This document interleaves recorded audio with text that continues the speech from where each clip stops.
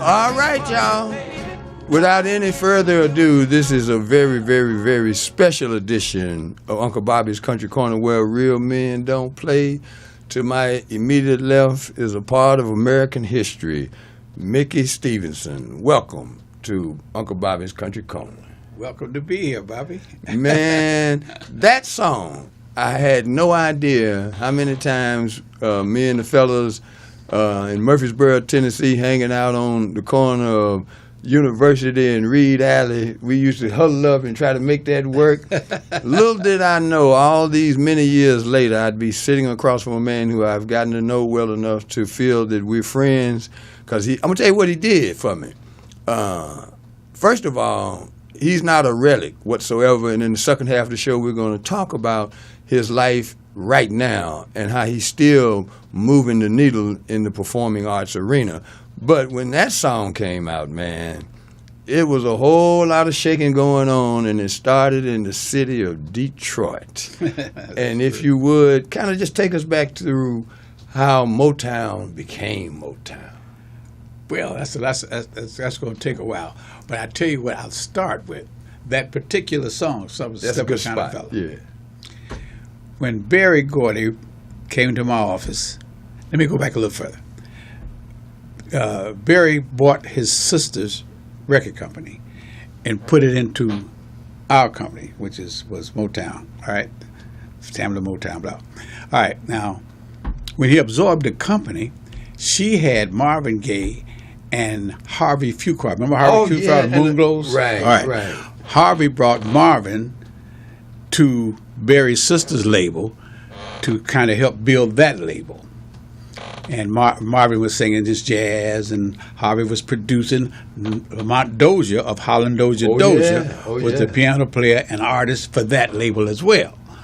So it was not a Holland Dozier at that time. Mm-hmm. It was just Lamont there. Yeah. And okay.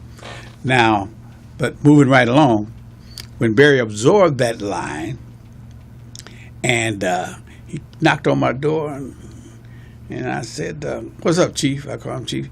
He said, "Now, you say you can do anything?" I said, "Yeah, I can do anything in this business." He said, "Okay, I want to hit on him." He had Marvin standing with him. I said, "But I had did my history on Marvin, my research." I said, "Okay, man, but Marvin, BG, come in and tell you, he's a jazz artist. He want to be Frank Sinatra. He want to be Sinatra, Perry Como and all that kind of stuff." I said, "That's not our thing." He said, "I didn't say get a standard on him. I say a hit. I don't care what kind of record it is." I said, "Wait a minute." He said, "You say you can do anything, did you?" I said, "Yeah." He said, "Okay, well, prove it." I said, "Okay, leave him with me." So Berry left. So me and Marvin started talking. Now, in my research of finding out about all the artists that was on the label, because I knew eventually I'd have to do something since I'm the A&R man of the other company, of Motown. You might well turn that off. It's going to be ringing all day.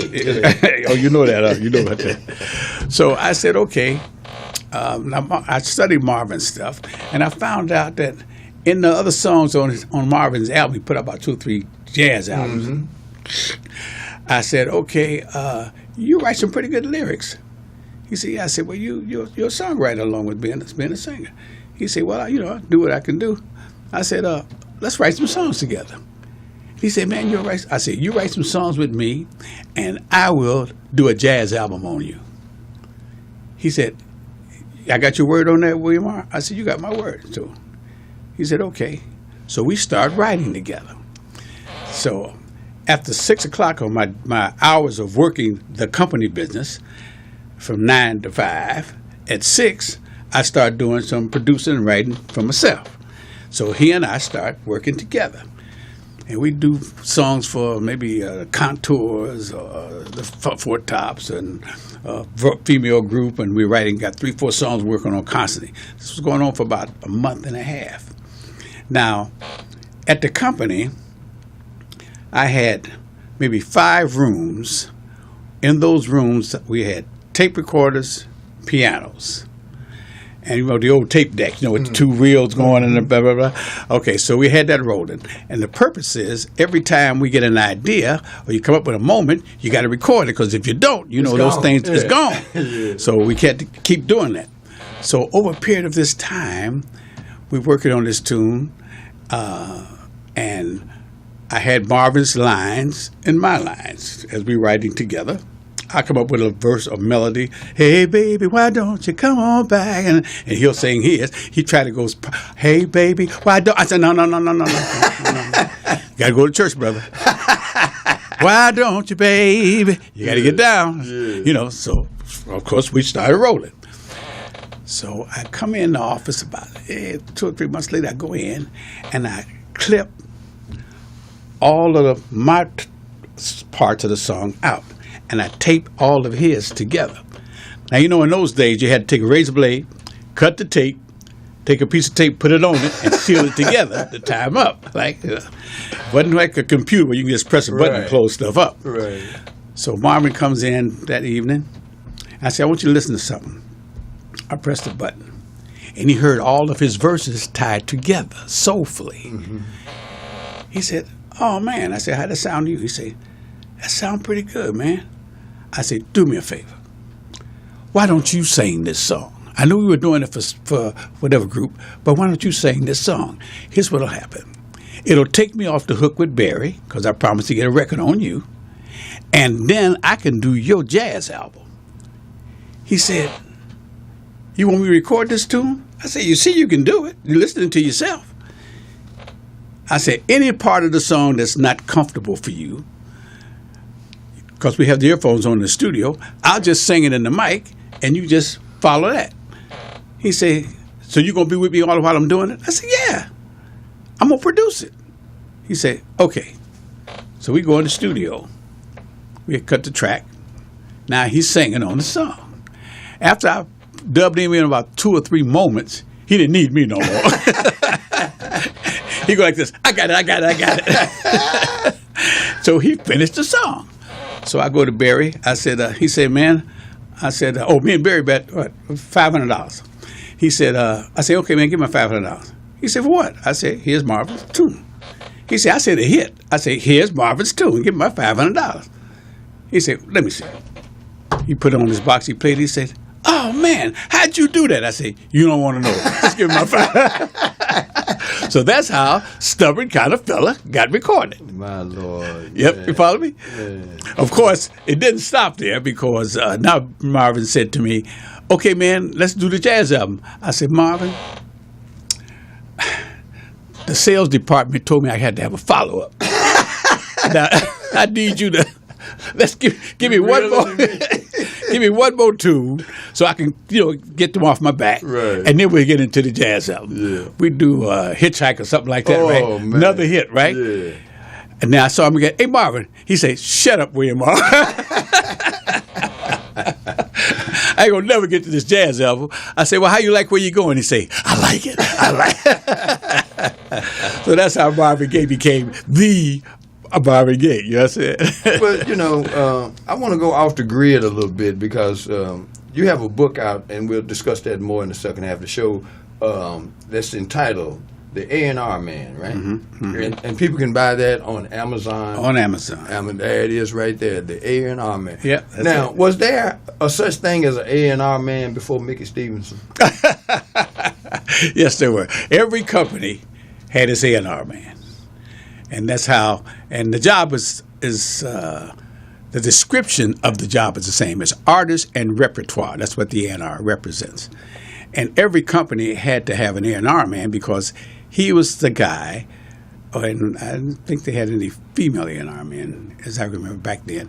But anyway, he was the guy that you had to, he would try to find the artist, and an A&R man takes an artist, a writer, a producer, musicians, try to find the song, put it all together, and make records.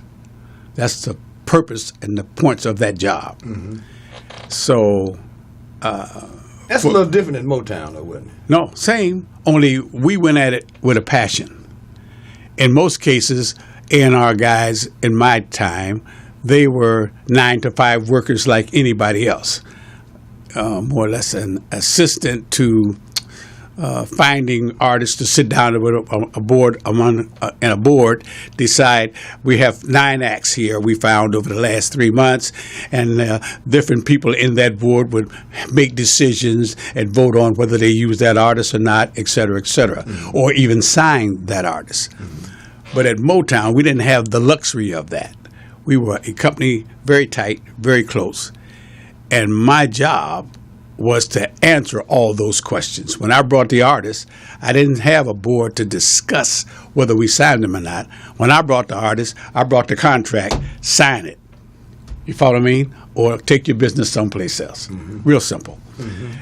Now, I'm not saying that in a bad way. What I'm saying is we had to win. So to win, you got to give it your best. To give it your best, you got to look for the best, to do the best, to get the best. So I didn't bring 10 artists. When I went into the meeting with the sales department, market department, or with Barry, I had already signed the artists, and I was letting them know what artist is now going to be on this label. You got it? Now, I'm not saying it in an ego way. I'm simply saying that we didn't have the luxury of taking 2 or 3 weeks to decide what we're going to do. We were a black company in a world of people who were not going to allow us to go no further than they wanted us to go. Race records. Race, thank you very much. So now we had to be our own company, make our own decisions, and make them the best way we could, and get results. Who was one of the first artists that you put in that position where you signed them, brought them to Motown, and then put them into that machine? All right, one of my first artists I brought there was, I think it was the Contours. That's the group that Dennis Edwards was in, wasn't it? A long time ago, right. Yeah, but it's a very, very difficult first, because I was looking all the time. You know what I mean? I was on a hunt. And we had an artist with us at the time when Barry decided to build his own line. He had an artist called Marv Johnson. Marv Johnson was an artist who was actually signed to Universal. And so we were producing songs at Motown on him that would be released on Universal. Okay. Pardon me. We took him to our label when his contract ran out with Universal. So the hunt and the battle was on from day one. We had to, let's say, Lamont,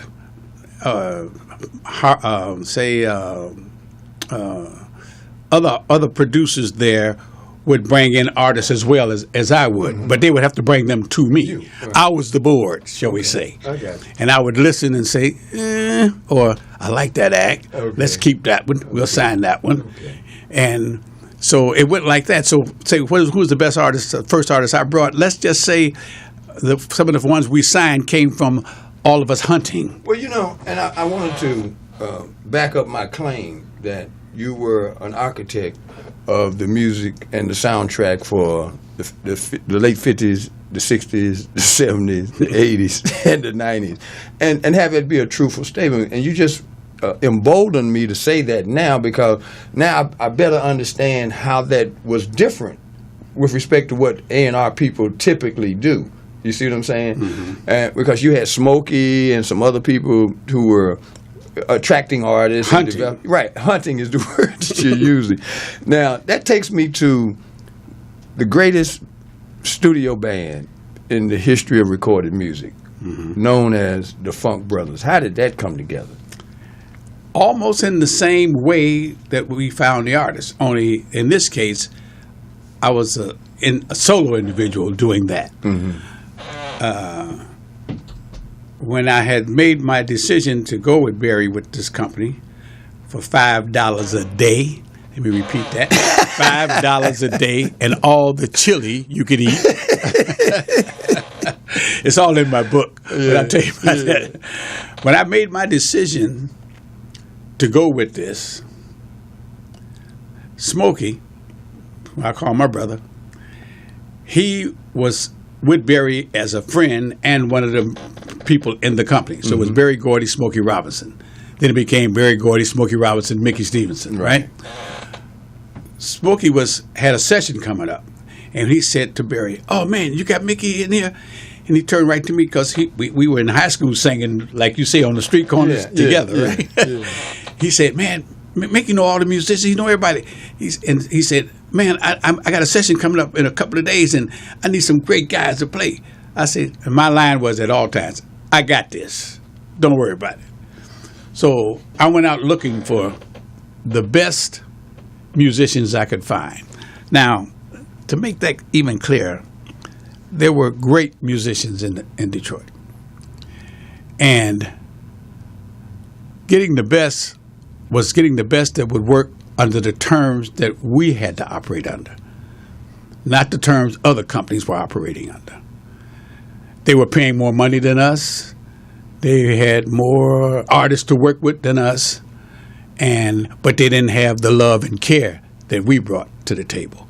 So say you were a bass player, and I come to you and say, "Look, man, I need you to play with us at Motown.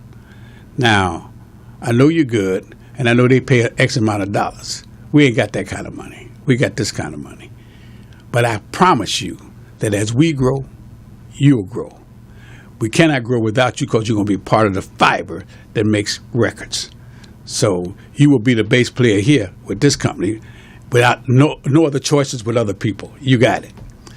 Now, that's a decision you got to make. But my word to you is this. If you stick with us, we're going to stick with you. And as we grow, you're going to grow. Period. Every time we get better product and make more money, you get more money for every session. My opening session project money was like $10. Well, now, you getting 10, I ain't getting but 5. You see what I'm saying? You get 10 a session, I get 5 a day. Now, you want to trade places? So when the guy said, "Well, how much you making?" I said, "It's not about the money. It's about building something that belongs to us. It's like a family thing." So in finding the guys to work, that was the dialogue and the meaningful seed planted for where we had to go. If you didn't see that, I can't take you on. Now, you mentioned bass players, and that's more than ironic to me as an example of musicians. I never met the man, but his mastery of the bass became the signature of many songs that came out of the Motown machine, and I'm talking of the incomparable James Jamerson, also known as Igor. Yeah. You know, where did you encounter him at? You already knew him, obviously. I knew, James. But I got to take you back again on how with musicians in Detroit. Before I got with Berry, I would book musicians and artists in the clubs in the city. All right? That came about because knowing the artists, knowing some of the musicians, and being friends, I enjoyed myself in the evening. One of them came up to me one day and said, "Hey, William, man, let me borrow $20. I get back to you as soon as I get my next check." And I said, "Okay, I'll loan you $20, but you playing here at the club. Don't they pay you?" He said, "Yeah, man, but by the time I have a couple of drinks, get something to eat, have something to eat, blah, blah, blah. Upside down. I owe them $15. I said, "What are you talking about?" I said, "Don't they give you your drinks and your food for free?" He said, "No, man, you're in the wrong place." I said, "I tell you what, I'll get your money from them. I'll loan you 20, but I'll get your money from them. And from now on, I'll make sure he pay you enough. You give me 10% of what you get." He said, "William, if you can make that happen, you got a deal." I said, "Don't worry about it." So I called the boss over, his boss. I said, "Man, why are you charging these guys to eat? You got that whole kitchen back there. They playing all day. They get a little beer or something, and you charge them like you do customers. Don't they get a break for something?" He said, "But you don't understand. They're always late and this, that, and the other." I said, "I tell you what, I'm going to make sure they're here on time. You give them their food for free, and no less than 2 drinks. Don't make it strong. I'll deal with the beer. And you give them their money. And give me 10%. I saw that coming. So the guy said, they're going to be here on time. What if they ain't on time? I said, then I'll pay you 10%. So you got a deal. So that's the way it started. So let's say I got about 15 guys that I got in different places. Sometimes I put a show in here. And all the musicians know that don't mess around with my money. Don't be late. You understand? And we all go eat. And we all go even.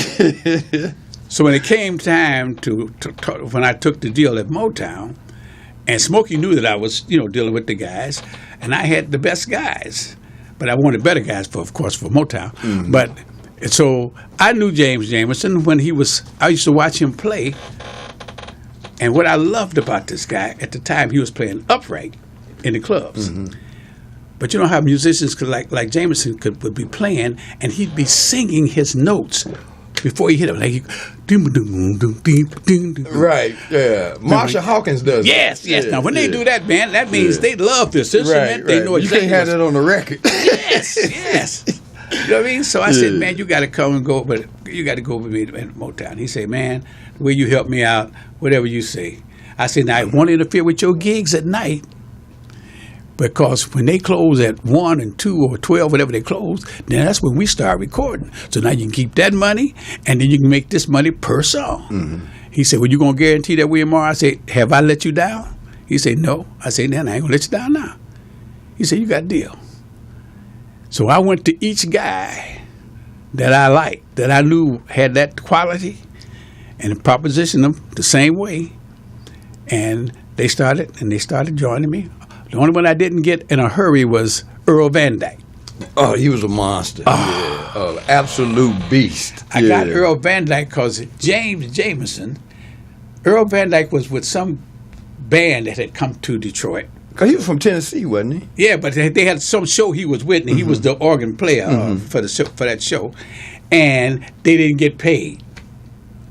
Now, he's in Detroit, no money, no gig, don't know what's going to happen. And he called his friend James Jamerson, said, man, I got a problem. So James said, you got to meet Mickey Stevenson. Come on, because he can take you on over there at Motown. And so he said, but he don't know me. He said, but I know you, and he knows me. So sure enough, James brings him I got a session going on in the studio. And James supposed to be on that session, and he come with his organ player, and he said, Mick, I want you to meet Earl Van Dyke. He's the organ player. He ain't got no money to running the story down. I said, I ain't got time to hear no story, man. Get your ass in there and let's get the session on. He said, but you ought to hear him play. And he was so persistent on me hearing him. So I said, come on, man, you play the organ. Come on. I said, okay, now, there's the organ. So I said, James, could you get on the session, please? Let's get this over. I got 2 more sessions behind you. I'm running out of time and all that. While they end up tuning up and everything, Earl Van Dyke started playing.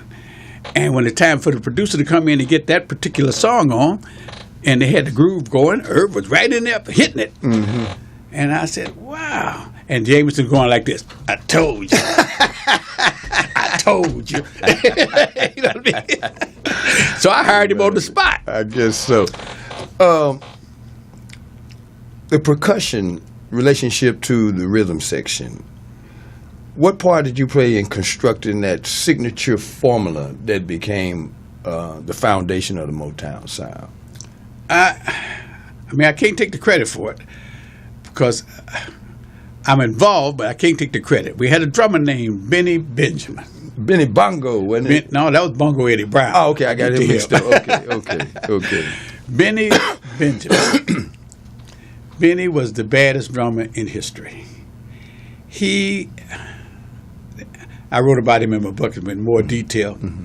He had a problem in a drug situation, but the brother was phenomenal. Once you set him on the drums, that's where you're supposed to be. I heard that. We called him a metronome. Yeah. No matter what you saying, he's right there. What you say, William? You know what I'm saying? He could talk, whatever, but he never in the pocket, boy. stayed in the pocket. Yes, yes. And not extra stuff. Just kept it solid so that the bass player could get up. He still hit it. Never got off that. So the everybody could play around those ride colors. right with him. Ride right with him. Yeah. I don't care what tempo it was. When he started, it's on. And what's so wonderful about that is when they were playing and the producer finished the song, the groove would still be locked in. They would be so locked into each other that they could not stop. You follow me? And so out of that, and then they would take it to another level and another level. Then the horn player feels something and he started blowing. And all of a sudden, you got a whole new song being developed there. Musically, yeah. From their hearts. And they would go for another 5 or 6 minutes before they could stop. Out of that come a whole nother track. Oh, a whole my nother song. God. I tell you, man, the power that was, we didn't know what we've just discussed, but we certainly felt it out from one end of this country and then around the world. That Motown sound resonated with people in a way that no other label had ever connected to a much larger population, you know, and that's why I was so excited that you agreed to do the show. And I want to thank you, man, because there's a lot of people that say they're going to do something, their word don't hold up to it, but, you know, you told me you was going to come, man, and it's a joy for you to do this, man, because people need to know the importance of music. There was a brother by the name of Wilbert Longmire out of Cincinnati that wrote a song a long time ago called Music Speaks Louder Than Words. It's the only thing that the whole world listens to. The longer I live, the more I find that people won't take the time to really get to know a stranger and make him a friend. But the magic of a simple song makes everybody feel they belong. Music speaks louder than words. It's the only thing the whole world listens to. That's very well put. But I connected that to Motown, though. And Wilbur Longmire played in a group called the Pacemakers in Cincinnati with Catfish Collins and Bootsy Collins. Were you there the day y'all put Bootsy and them out of there? No. You wasn't there? Bootsy told me he came to Detroit, wanted to meet James Jamerson, and didn't make it past the front door. But I didn't allow nobody in. I had rules and regulations. Okay, Bootsy, Mickey put you out of there, man. Inadvertently, yes, but personally, no. Because George Clinton was from Detroit, oh, yeah. right? Oh, yeah. So, I love George. And once y'all rejected him, he got kicked out of the parking lot over there. This lady, they was heartbroken, you know, that they didn't get to do nothing in Motown. And she said, look, y'all wasn't going to work in Motown no way, you know, with that psychedelic stuff y'all was going to do. So you need to call this brother right here. And she hooked him up with George Clinton now. But the music family is so fascinating. Before we close out this first segment, I went to see the movie Detroit. And it really just was hard to sit through. Where were you at when the 67 riots in Detroit broke out? It broke out right around my house. Oh yeah. I mean, not only around the house, I had a couple of white boys, one Jewish and another straight up white boy. We was all doing some business together in my house. I wouldn't let them out the door. I said, no, y'all go out here. You ain't gonna make it. Not tonight. You won't even get to the corner. So y'all stay here and have some food and eat. I never should have said have some food because I had a cook that was cooking, and biscuits and fried chicken and all that. Yeah. Man, them suckers stood there and ate for days. I'm talking about they. I said, wait a minute. Now I said y'all got to go home. Oh, they stayed there for days. Oh yeah. Well, I wouldn't let them out. Wow. No. Well, we're gonna take a short pause and return with the second chapter, the present chapter of this remarkable man's life. We'll be right back. Crime is increasing. Man, that's the late great Marvin Gaye, and that song is timeless because there are days in 2017 that make me want to holler and throw up not one, but both my hands, boy. Lord have mercy, man. So let's fast forward to 2017. People that have contributed as much to the advancement of modern music as we know it, contemporary music, would have sat down a long time ago. What keeps you getting up every day and leaving additional footprints? I tell everybody that will listen, especially young people, when you find something that you love to do, and whether it be a job or whatever, if you love to do it, mainly with the job, it is a joy. It is no longer work. And that means there's not enough time in the day. And you don't want to stop. And that's a joy. It's a gift and it's a joy. And if they start off with that feeling, with that searching for something that they want to do in life, that they would love to do, go after it. Because it's not work. And that keeps me going because there's not enough time in the day for me. Just like being here with you and talking, and I can inspire people to do things. That's part of what I feel I should be doing. I enjoy doing this. I enjoy creating. I enjoy finding great, talented people. I enjoy telling them what I know that'll help them move on and be better. And I love creating. And that keeps me going. I don't have enough time in a day. I just do not. If y'all doubt that, I don't care if you have his number or not, you're going to have trouble reaching him. It takes me 2 days to get in touch with Mickey Stevenson. And I just accept that as a part of the process. And I show a patience that I don't inherently have because of what he just said. He's still very much full of life. So let's look at the transition from your Motown days to what you're doing now and how that came about. When I came to Los Angeles from Detroit, I came in to build a company for MGM called Venture Records. I was one of the first independent producers that corporations like that gave a reasonable amount of money to build a line. And I explained to them when they made that deal with me that I cannot build another Motown. There's only one. That was God's deal. Mm-hmm. I can build you another company, but I can't build you another Motown, so don't look for a miracle here. Mm-hmm. In that process of developing this company for them, or myself, of course, I went into an area on Vermont and Pico, I think it was.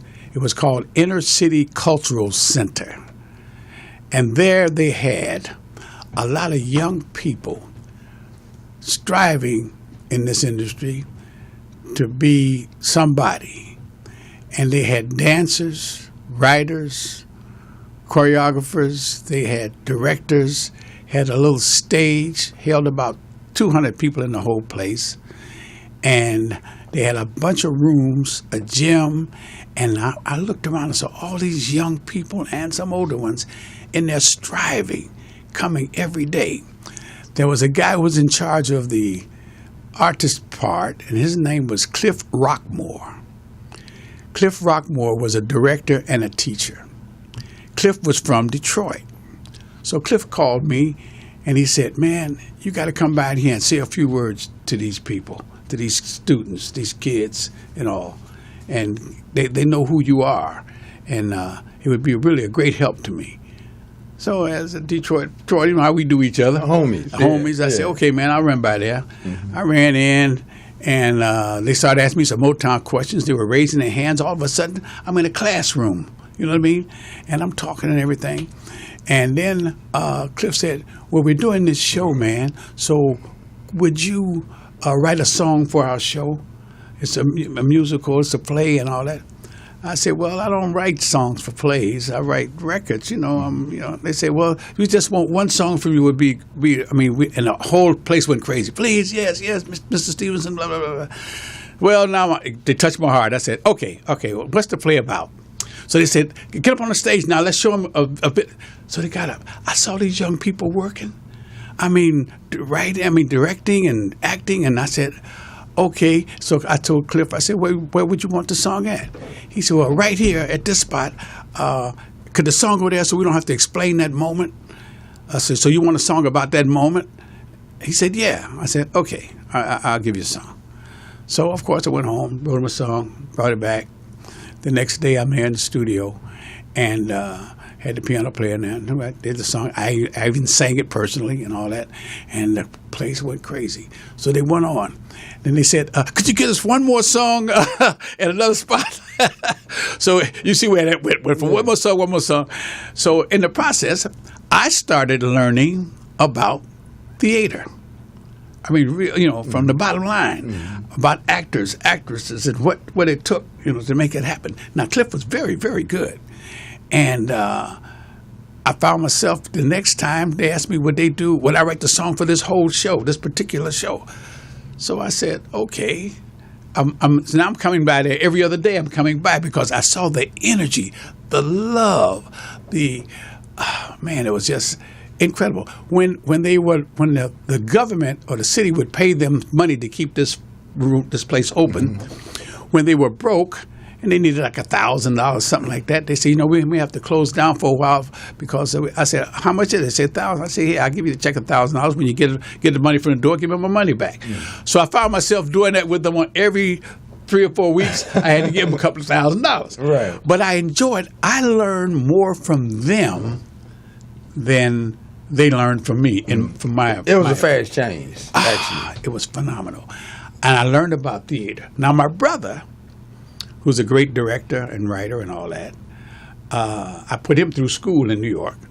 But I never paid any attention to that because I'm music man. Yeah. And now I start putting the two things together. And I said one day to Clifford, I want to write a show myself. I want you to help me. He said, man, I would love it. Let's do it. And I wrote a show called Showgirls.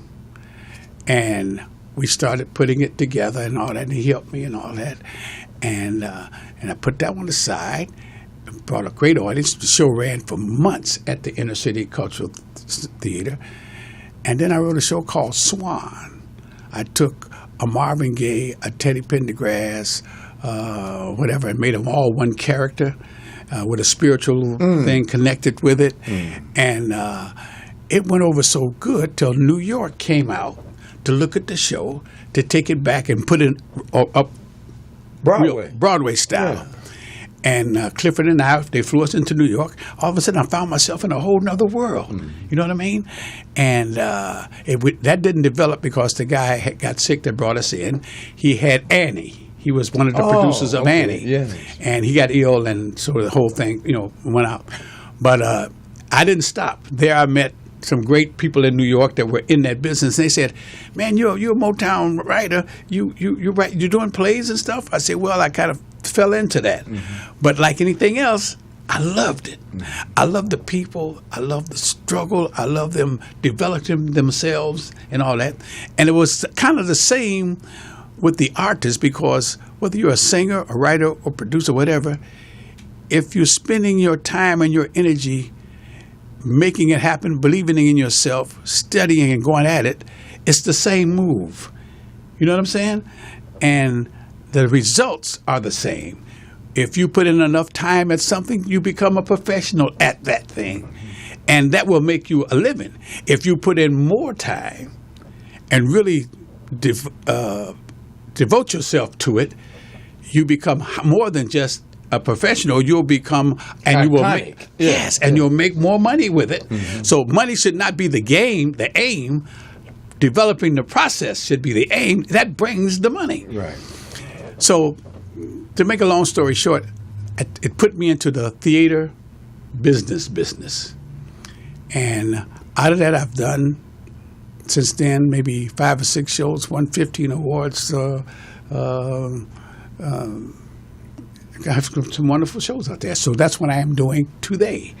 So what's the project now that you got involved in? I have immersed in is a better way to put it. Immersed? Yeah. I have a show called Les Gems.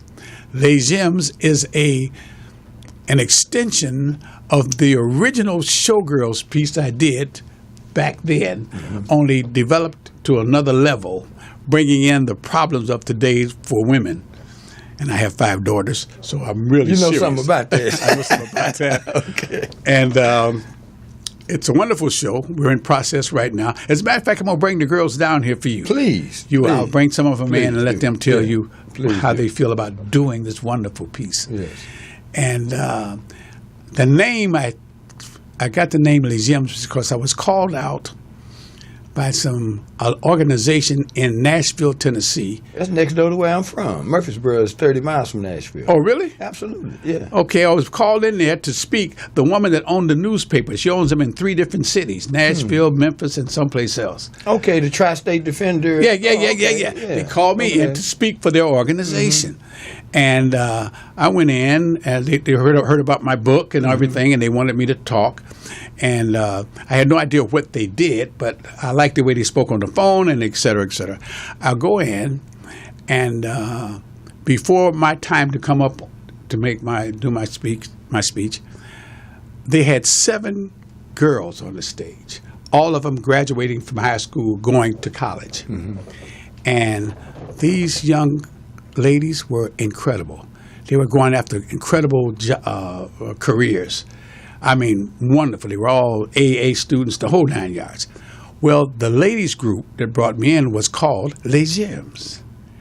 And their movement was to see that these young ladies go to the right colleges and stay and be able to stay there financially. I thought that was incredible. My daughter, who was with me, said, "Dad, you got to help this. This is wonderful." And I was overwhelmed. And when I got off the stage with my speech and all that business, I went to the woman that brought me in, and I said, this is great. I'd like to know more about your organization, and because I'd like to help. My daughter's insistent, and I can feel it. And so my daughter said, she said, "Okay, we'll talk about it later." And my daughter said, "Okay, what do you want to do?"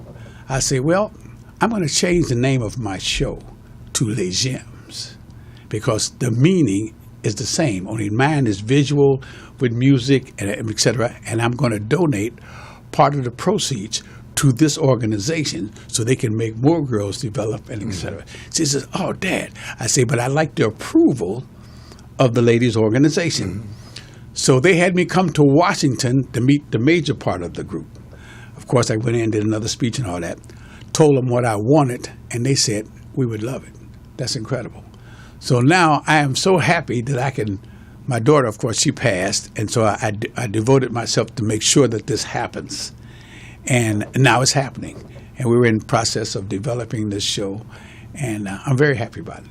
Wonderful show, wonderful show. So when do you expect to make that available for public consumption? I'm in the process of in rehearsals now, and I'm dealing with, I think it's Southwest College. Yes, here in Los Angeles. Here in Los Angeles. I'm dealing with them because I wanted to mount and develop it from that area so it comes out I want those people involved, like a Hamilton, shall we say? In other words, so I want the young people there in the community to watch how shows develop. The choreographer talks, my director speaks, my music guy speaks. I want students watching this thing happening and watch it develop. So I'm in the process of putting that on as we speak. Well, that leads me to a very necessary segue. I met you years ago through a mutual friend of ours, Silk Cozart, and you were just as familiar then as you are now to me. And the next time I saw you many years later was downtown here in Los Angeles, Los Angeles Trade Tech. And I sat there and I watched how these architect students were just enthralled by the opportunity to produce something that would be a part of changing the way stage productions are done. And if you would kind of speak to that encounter and the implications of it, if you would. Well, Marcella Oliva, she asked me to come in and speak to her students. And when I went to see her at the college, and I love talking with students. I love for them, the more inspiration I can get them to really do what they feel they want to do makes me feel good, right?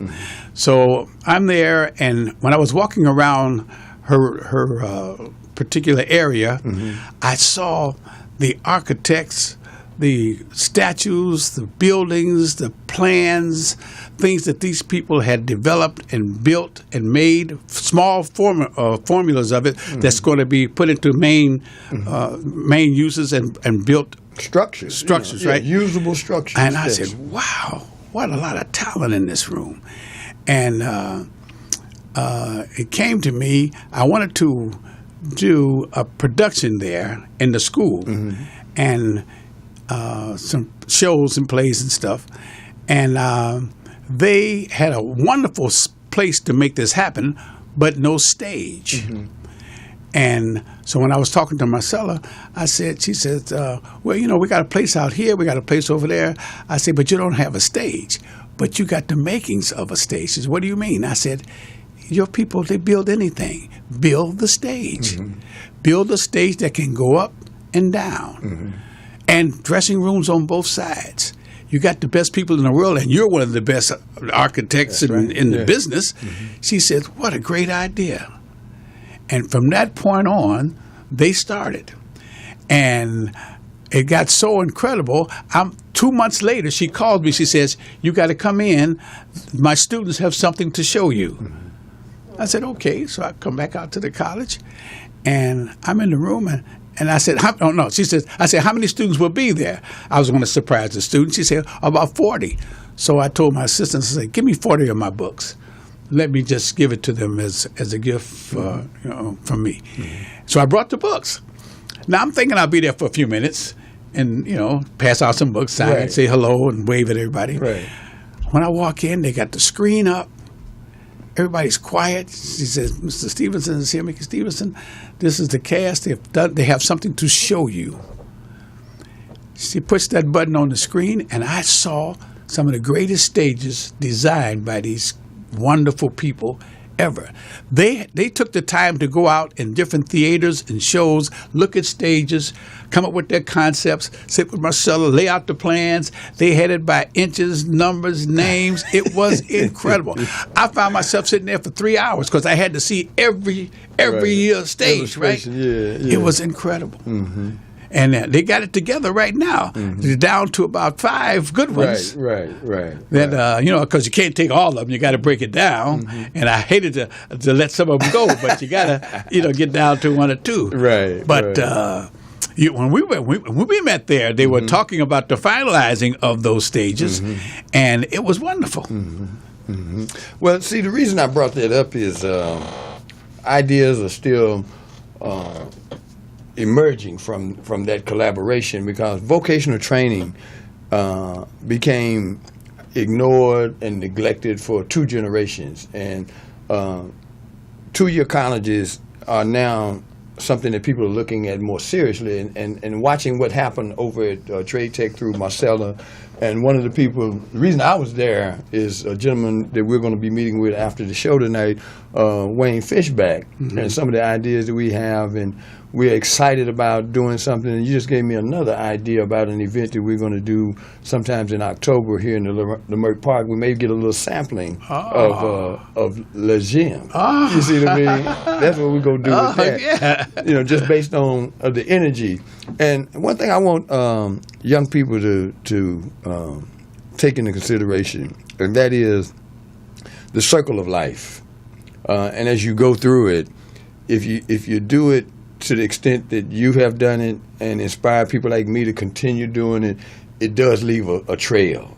And it's never too late to make a mark in life. And to have a person sit next to me who has changed music and now who is impregnating the performing arts, man, it's an honor to have you on my show today and to see you sitting here just still full of energy, full of commitment. And one of the things before we close out the show tonight that we talked about before the show started tonight is the fact that your son came in from Atlanta. Oh, yeah. And it does make a difference how you raise your children. And if you could kind of speak a little bit about your relationship with baby boy before we close the show there, I'd greatly appreciate it, man. Well, Novel, I know he's in there hiding someplace. Yeah. Novel's a great writer, producer. As a matter of fact, I tell him that at his age now, and when I was his age, he's much better than I was. He kept saying, "Dad, what are you talking about? Dad, you're writing some great records." I said, "Not only are you writing great songs, you've won awards. I mean, what can I tell you? That it speaks for itself." But he's a very focused, talented person. Talent is a gift from God. I tell everybody that. You can't make a person have talent. You can't develop it. You can't create it. You can develop it. And it's given to you. And some of us get more than one talent. Some of us have 2 and 3 talents. The point is, recognize it and work with it. And he has done that. I mean, from not only writing, playing, creating, now he's got the camera in his hand. And it's nonstop. And it's a joy to see that happen. Well, I'm going to take you down south. He's a chip off the old block, and the splinters got to fly. Oh, that's good. And so the significance of that is before we let this thing, run further off the tracks than it has, models of possibility and best practices, my stock and trade at Uncle Bobby's Country Corner, and having you here has made the show credible in that way. And I think we share that common mission of allowing the succeeding generations to understand that we're not just relics. We don't know everything, but some of the things that we know can be beneficial to the journey that's before these youngsters that are trying to find their way, man. And we got to pass it on. Yeah, and it's exciting to know that you're still making moves and making history, and I'm excited about the possibility of collaboration with you and Marcella and Wayne and some other talented people at a point in American history where it's not, it doesn't make sense to look to the White House or the outhouse. Try your house. Okay, that's where the action is. You know what I mean? And as we close out, I'd like for you to once again, Portis, if you would, post up Wayne. I mean, not Wayne, but there it is. There right it is, there. the A&R man. Motown's first A&R man presents the A&R man. I tell you what, man. It's just so important that we support and learn from. Forget about the support part of it. They always used to tell us when we was coming up, if you want to hide something from black folks, where you going to put it? Between the covers of a book. And in that book right there, if you have any interest in the performing arts or how business and history is made, you need to get a copy of that book by Mickey Stevenson, The Motown Days and Beyond. Yeah. It's on Amazon, and some of the proceeds for that book go to help young students in this industry develop. Man. I love that. So thank you so much, Mickey, for coming through tonight. And as I close out tonight, I want to just share a thought with whoever gets a chance to listen to this show. Many years ago, when Marvin Gaye moved to Los Angeles with the rest of the Motown group, one of the people he came very close to was Jim Brown. Mm-hmm. And after y'all were struggling with what to do with what's going on, he took it to Jim's house. And he sat in the living room at Jim's house, and he played it for him. And he said, I don't know what they're waiting on. But that was so revolutionary and game-changing, and everybody was on pins and needles in terms of what that was going to do to the image of the country. Oh, yeah. And Jim showed me where Marvin sat when he played in What's Going On. And every time I visit with Jim, and that's something that we'll get a chance to do one day, sit down and just talk about that with the big fella. We got to do that. And Jim has always been the kind of man that, over the 30 years I've known him, that he would encourage people to do what it is that they feel they need to do. And it's people like yourself and Jim Brown that I want young people to understand. They continue to give back. And whether you think you can relate to them or not, someday you're going to grow old. Bless your soul. It's coming. And in the meantime, absorb as much history as you possibly can and apply it to your present day life. Poetess, I want to thank you once again for allowing me to share this space with you on Tuesday evenings, and the work continues each and every day. Thank you for letting me be myself. Mickey Stevenson, ladies and gentlemen, the Motown A&R man. Thank you. I want to thank you, too, for letting him be himself with me. So until next Tuesday, share this. If you've seen it, share it with some people, particularly young people. They need to know the trails that have been blazed by our predecessors that are still amongst us. We're done for this Tuesday. Have a great evening. Have a great evening.